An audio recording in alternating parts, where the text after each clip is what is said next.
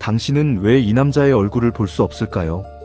그가 응시하는 것은 풍경이 아니라 인간의 한계입니다. 차디찬 얼음 속에 동생을 묻어야 했던 소년. 그 피 맺힌 트라우마는 세상을 압도하는 숨고미가 되었습니다. 고독은 그에게 결핍이 아닌 신을 만나는 성전이었습니다. 나치에게 이용당하고 시대에 버려졌지만 끝내 살아남은 영혼. 카스파르 다비드 프리드리히, 당신 내면의 안개를 직시하십시오. 이 압도적인 얼음의 공포, 북극해의 좌초를 보십시오. 거대한 얼음산 아래 부서진 돛대. 이것은 단순한 조난 사고가 아닙니다. 카스파르 다비드 프리드리히의 예술은 비극적인 상실에서 시작됩니다. 7살 때 어머니를 잃었고 그 후 누이들도 연달아 세상을 떠났습니다. 그리고 13살 무렵 동생 요한이 그를 구하려다 대신 익사했습니다. 그를 구하려던 손이 차가운 물속에 영원히 갇힌 것입니다. 이것이 그의 평생의 죄책감이었습니다. 이때부터 그의 캔버스에는 죽음의 시선이 드리워집니다. 세상의 중심이 붕괴된 시선을 반영하는 것입니다. 그의 시선이 닿는 곳은 언제나 차갑고 고요했습니다. 눈 속의 묘지를 보십시오. 죽음은 공포가 아니라 그가 늘 마주해야 했던 차가운 진실이었습니다. 이 트라우마는 그의 구도까지 지배합니다. 수평선은 왜 항상 지극히 낮거나 지극히 높을까요? 이것이 바로 그 트라우마의 웅장한 승화입니다. 북극해의 좌초, 동생을 앗아간 얼음의 공포가 숭고한 공포의 형태로 영원히 박제된 것입니다.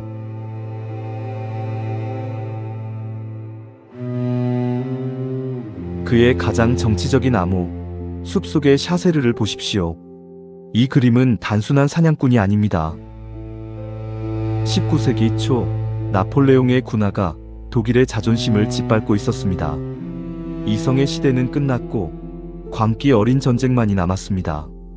외적 압제에 맞서 지식인들은 내면의 동굴로 회귀하기 시작했습니다. 그것이 바로 낭만주의의 탄생입니다. 붓은 칼보다 날카로운 저항의 무기가 되었습니다.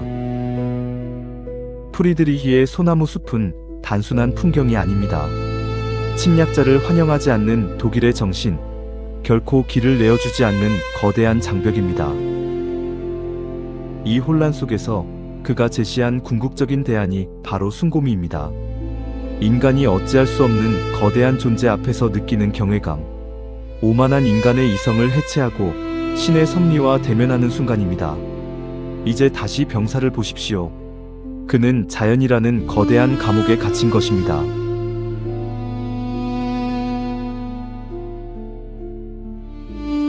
가장 텅 비어 있지만 가장 압도적인 캠퍼스 앞에 서 보십시오. 해안가에 홀로 선 수도사. 그는 지금 무엇을 보고 있을까요? 그의 앞에는 경계가 사라진 바다와 하늘이 있습니다. 이것이 수학적 숭고입니다. 인간의 지각이 무너지는 지점입니다. 우리는 이 거대한 허무 앞에서 한없이 작아집니다. 신은 자연이라는 거대한 침묵으로 응답하고 있습니다. 그는 인간 중심의 오만을 버리고 이 허무를 직시하라고 말합니다. 다시 원작을 보십시오. 수도사는 이제 우리가 됩니다. 그리고 그의 영원한 상징, 뒷모습의 방랑자를 보십시오. 왜 그는 우리에게 얼굴을 보여주지 않았을까요? 이것은 시선의 강제입니다. 당신은 방랑자의 눈을 통해서만 이 세계에 진입하도록 강요받습니다. 지팡이를 쥔 그의 손에 힘이 들어갑니다. 발 아래 소용돌이치는 안개는 불확실한 미래와 질문들입니다. 하지만 그는 흔들리지 않습니다. 고독을 정복한 자의 뒷모습입니다.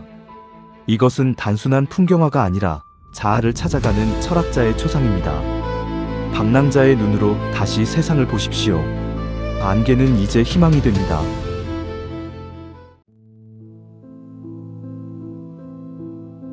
마침내 가장 정교한 비극의 현장입니다.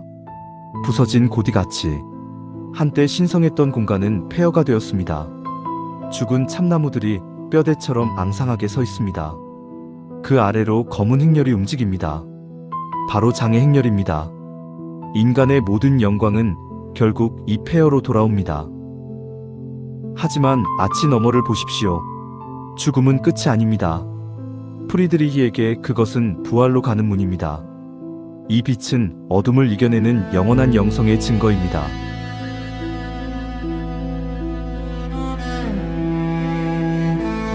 프리드리히의 캔버스에는 늘 반복되는 5가지 비밀 코드가 있습니다. 첫 번째 암호, 창문.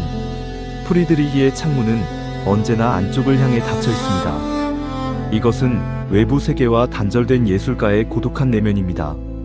창 밖을 보는 여인의 뒷모습에서 우리는 닿을 수 없는 갈망을 읽습니다.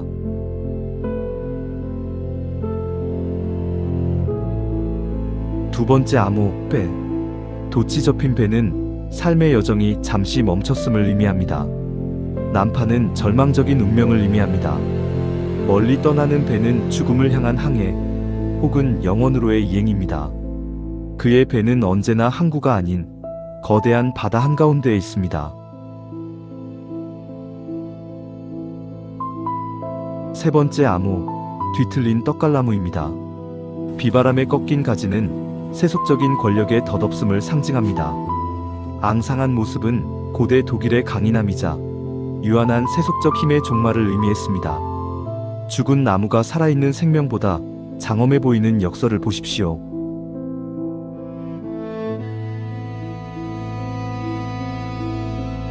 네 번째 암호는 달입니다.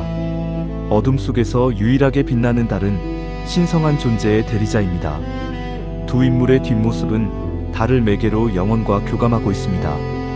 그들에게 달은 고독한 방랑자의 유일한 등불이었습니다.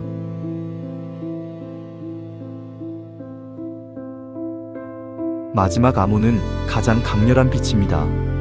피처럼 붉은 황호는 구시대의 종말을 선포합니다.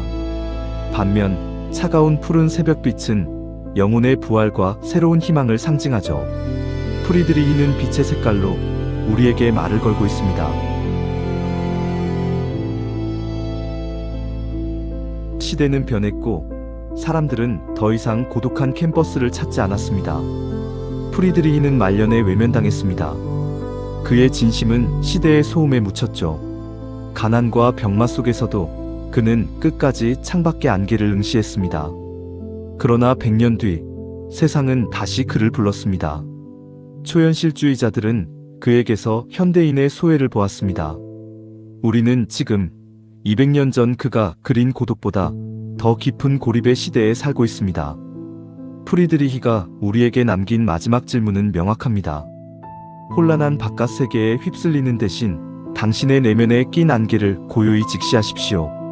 고독은 결핍이 아니라 진정한 자아를 만나는 가장 성스러운 순간입니다. 그의 숭고한 예술은 오늘 당신의 마음속에 어떤 풍경을 남겼습니까?